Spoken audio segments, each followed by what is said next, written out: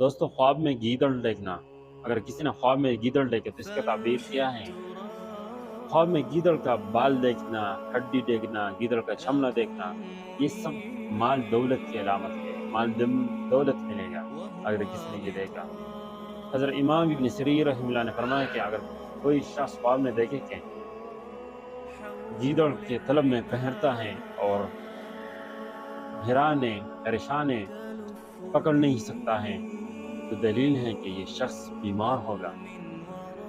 اگر کوئی شخص خواب میں دیکھے کہ گیدڑ اس کے ساتھ کھیلتا ہے تو دلیل ہے کہ یہ شخص کسی عورت پر عاشق ہوگا۔